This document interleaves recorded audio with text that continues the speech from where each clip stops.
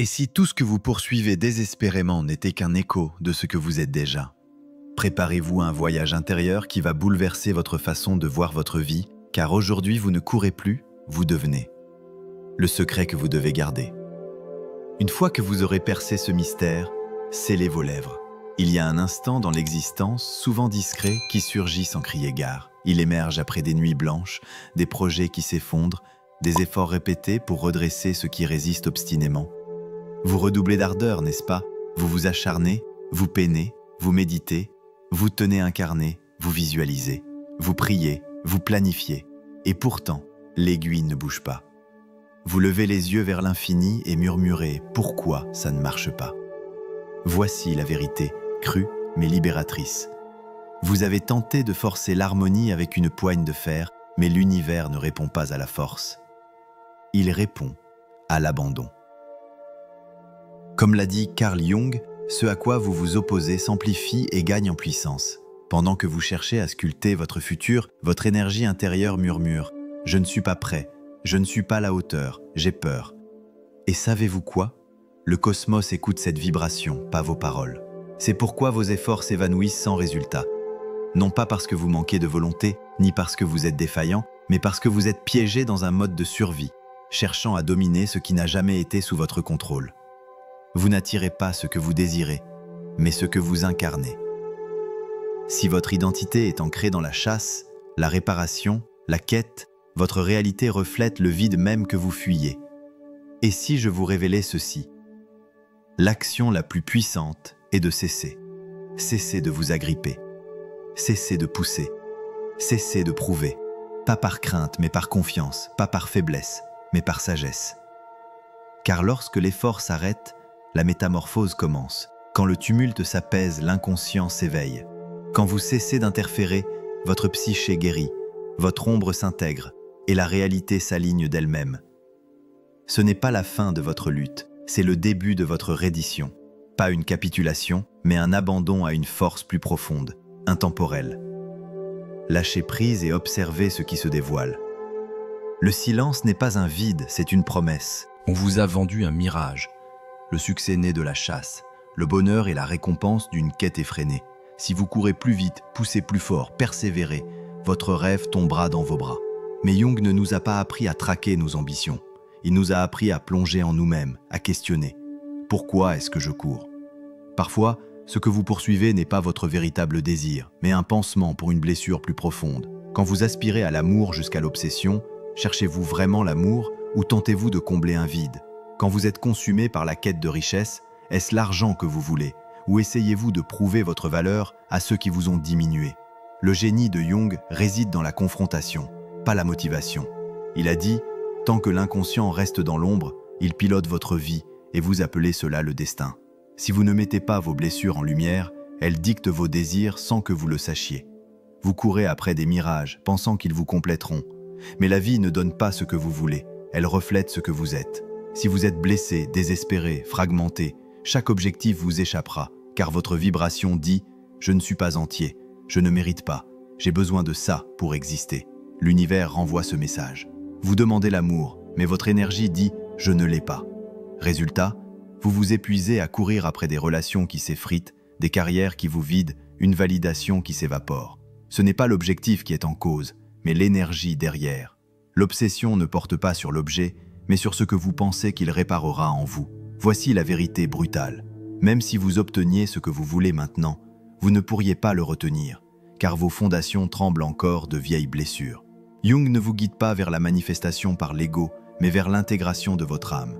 Arrêtez de courir. Faites face à la part de vous qui hurle en silence « Je ne veux pas le succès, je veux l'intégrité ». Avant de demander plus à l'univers, demandez-vous « Quelle part de moi se sent encore vide ?» Une fois guéri, vous cesserez de courir après ce qui ne vous appartient pas et attirerez ce qui vous était destiné. Ce n'est pas renoncer à vos rêves, c'est purifier vos intentions. Devenez celui qui n'a plus besoin, car il est déjà complet. Alors, l'univers cessera de vous tester et commencera à vous faire confiance. Beaucoup pensent que la vie les met à l'épreuve, leur envoyant des obstacles pour mesurer leur force. Mais la vérité est plus intime. Vous n'êtes pas testé, vous êtes reflété. La vie ne répond pas à vos désirs, mais à votre essence. Pas à vos affirmations, pas à vos postes inspirants, mais à la croyance silencieuse qui pulse sous vos choix. Jung l'a compris avec une clarté implacable. Votre vision s'éclaircit quand vous regardez dans votre cœur. Celui qui regarde dehors rêve, celui qui regarde dedans s'éveille. Arrêtez de chercher des signes dans les étoiles, lisez ceux dans votre âme. Si votre inconscient est encombré de doutes, de peurs, de traumatismes, d'un sentiment d'indignité, vous pouvez écrire des affirmations en lettres d'or, répéter « je suis assez » jusqu'à l'épuisement. Cela ne prendra pas. Au fond, vous n'y croyez pas. Vous ne pouvez pas duper l'inconscient. Il entend tout, retient tout, et il mène la danse, même quand vous pensez être aux commandes. Cette tension dans votre poitrine quand vous imaginez votre futur, cette anxiété face à l'incertitude, ce n'est pas une intuition, c'est votre inconscient qui murmure. Tu ne crois pas vraiment que c'est possible, n'est-ce pas?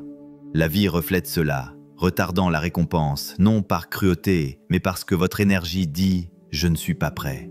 Alors, que faire? Arrêtez. Cessez de supplier, d'obséder, d'empiler des pensées positives sur un chaos intérieur. Le vrai pouvoir réside dans la présence, dans le ralentissement qui permet d'entendre les murmures de votre psyché. Quand le doute surgit, ne le fuyez pas. Quand la peur monte, ne l'enterrez pas sous une énième dose de motivation. Accueillez-la, décryptez-la. Chaque peur est un message, chaque hésitation un signal. Votre inconscient parle sans cesse. Êtes-vous assez audacieux pour l'écouter? Et voici le paradoxe.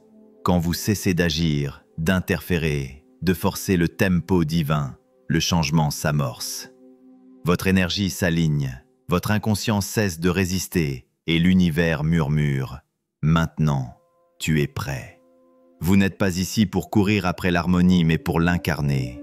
Et cela commence dans l'immobilité. Lâcher prise n'est pas capituler. Ce n'est pas renoncer à vos rêves, mais réaliser que vous n'êtes pas censé contrôler l'univers, mais vous comprendre dans son flot. Le détachement n'est pas de l'indifférence, c'est récupérer votre énergie des lieux où elle s'est égarée. C'est la certitude sereine qui dit « j'ai fait ma part, je rends le reste ». Jung savait que la transformation ne naît pas dans l'obsession, mais dans l'abandon. Pas une passivité résignée, mais une connexion profonde à votre vérité. Vous ne pouvez pas feindre le détachement en disant « je m'en fiche » tout en scrutant votre téléphone pour un signe. L'inconscient ne se laisse pas berner par vos mots, il lit votre vibration. Si elle crie encore « j'ai besoin de ça pour être complet », la vie vous montrera toutes les façons dont vous ne l'êtes pas. Le détachement, c'est savoir, même si cela ne vient pas, je suis assez. Et paradoxalement, quand vous incarnez cette vérité, tout commence à affluer. Non parce que vous l'avez forcé, mais parce que vous ne le repoussez plus. La vie s'incline devant ceux qui sont entiers, pas ceux qui mendient pour l'être. Si vous souffrez, pris dans un cycle d'attente et d'obsession, faites une pause. Pas pour fuir, mais pour questionner. Quelle part de moi croit encore qu'une seule chose résoudra tout? Cette part n'a pas besoin d'être réparée, mais vue par vous.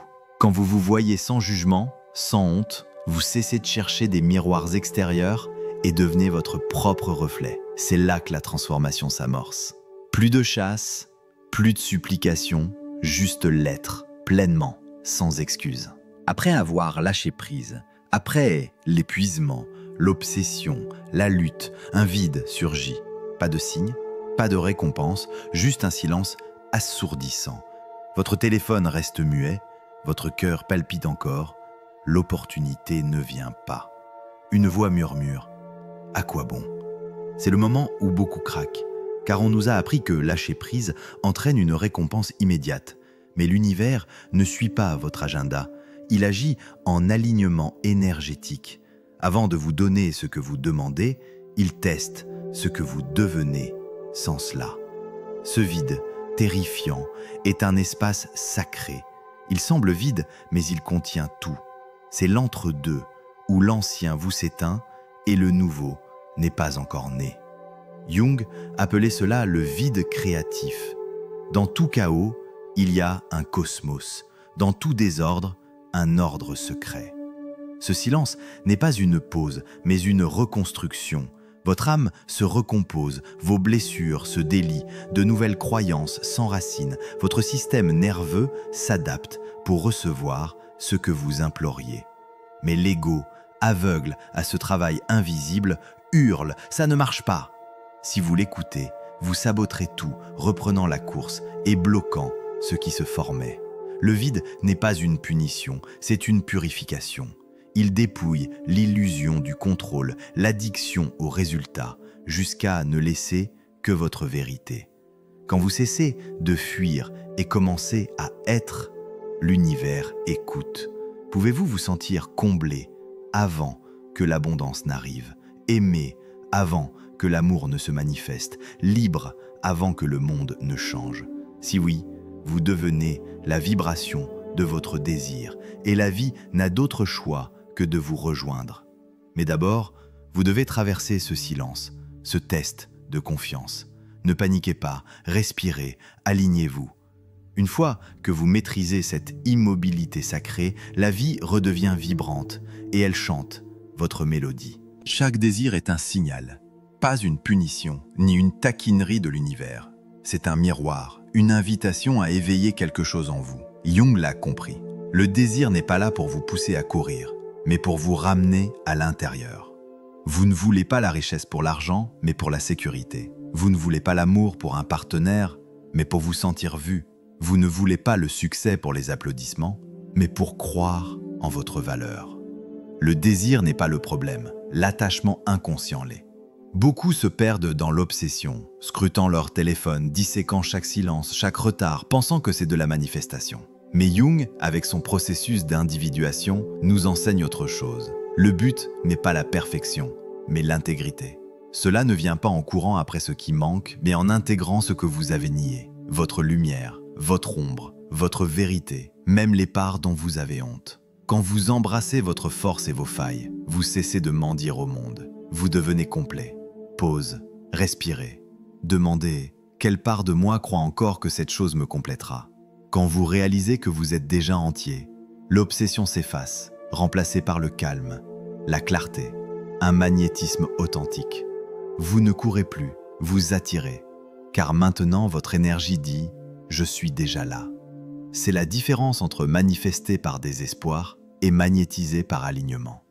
Cette part de vous qui scrute son téléphone, rafraîchit ses messages, s'inquiète du temps qui passe, ce n'est pas votre essence, c'est votre ego, terrifié par l'inconnu. Il exige des certitudes, s'accroche à l'illusion du contrôle. Sans cela, il panique, transforme l'anxiété en urgence, la faisant passer pour de l'intuition. Mais ce n'est que de l'insécurité non guérie. Jung a vu cette bataille intérieure, l'ego contre l'âme. L'ego veut des preuves, l'âme murmure la vérité. L'ego dit « Je dois tout contrôler pour être en sécurité ». L'âme répond « J'ai traversé pire, laissons couler ». L'ego cherche des résultats, l'âme cherche l'alignement. L'ego veut savoir comment, l'âme sait que ça viendra. Jung a écrit « Le privilège d'une vie est de devenir qui vous êtes vraiment ». Ce vrai vous n'est pas celui qui panique, mais celui qui respire profondément, avance avec grâce, sait que tout arrivera en son temps. Pour l'atteindre, faites une pause quand la peur monte. Demandez, est-ce mon ego ou mon âme? Si c'est la pression, l'anxiété, c'est l'ego. Si c'est la paix, la fluidité, c'est l'âme. Choisir la paix même dans l'inconfort change tout. Vous cessez d'être un passager pour devenir l'architecte de votre vie. Vous ne pouvez pas attirer une vie meilleure en n'aimant que vos belles facettes. L'univers répond à votre intégrité, pas à vos objectifs. Jung appelait l'ombre les parts de vous que vous avez enfouies. La peur, la colère, la honte, l'insécurité déguisées en ambition. La manifestation ne consiste pas à visualiser, mais à intégrer. Chaque obsession cache une blessure. Vouloir l'amour, c'est souvent une croyance que vous n'êtes pas assez. Travailler dur pour l'argent, c'est souvent une peur d'être vulnérable. Si vos désirs naissent de l'ombre, ce que vous attirez reflètera ce manque. Vous aurez des relations qui ravivent vos blessures, de l'argent qui s'évanouit, un succès qui vous épuise. Pourquoi ? Parce que vous créez depuis un moi fragmenté. Le travail de l'ombre, c'est affronter ces parts de vous, non pour les blâmer, mais pour les voir. Quand vous les intégrez, elles cessent de tirer les ficelles. Votre fréquence change, vous magnétisez depuis l'intégrité, pas la peur. C'est un alignement quantique, une sécurité intérieure. Vous devenez celui qui n'a plus besoin car il est déjà complet. La vérité la plus dure, vous êtes le seul frein à votre destinée. Pas votre passé, pas l'univers, vous. Jung l'a dit, La chose la plus terrifiante est de s'accepter totalement. Cela demande de confronter la honte, les regrets, la peur de ne pas être assez. Au lieu de plonger en vous, vous courez après des validations extérieures. Mais tout ce que vous poursuivez pour vous fuir vous échappera. L'univers ne vous punit pas, il vous protège car vous n'êtes pas prêt à recevoir tant que vous ne vous sentez pas digne. Si vous reprenez votre pouvoir et posez des limites, découvrez mon livre Au-delà de l'ombre, un guide jungien pour affronter vos batailles intérieures. Il décortique les idées de Jung et vous donne des outils pour protéger votre énergie et retrouver votre essence. Lien dans les commentaires. Quand vous ne vous acceptez pas, votre énergie est contradictoire. Vous devenez le bloqueur de votre destin. Changez votre identité. Devenez celui qui croit déjà « je suis digne, je suis prêt ». Alors l'univers cessera de refléter votre manque pour refléter votre plénitude. La vérité ultime de Jung, vous ne manifestez pas, vous vous souvenez. Vous pensiez créer une nouvelle vie, attirer quelque chose d'extérieur. Mais si le vrai travail était de redécouvrir ce qui est déjà en vous.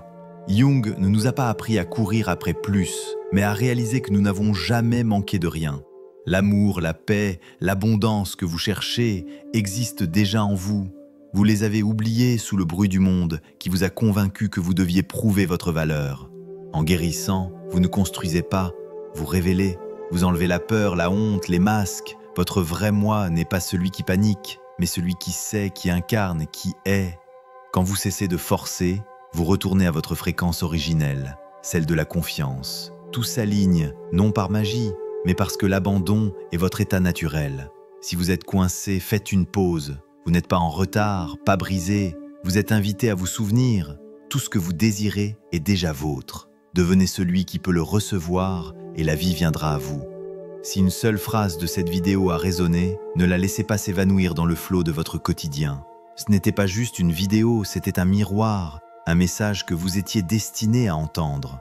Jung a dit « Nous nous rencontrons sans cesse sous 1000 déguisements ». Peut-être cette vidéo était-elle l'un d'eux, un rappel pour revenir à vous. Si vous ressentez ce déclic, commentez « Je lâche, je m'aligne, je reçois ». Pas pour les likes, mais pour ancrer cette vérité dans votre psyché. Cliquez sur « J'aime » pour dire à votre inconscient « Ce moment compte, je change maintenant ».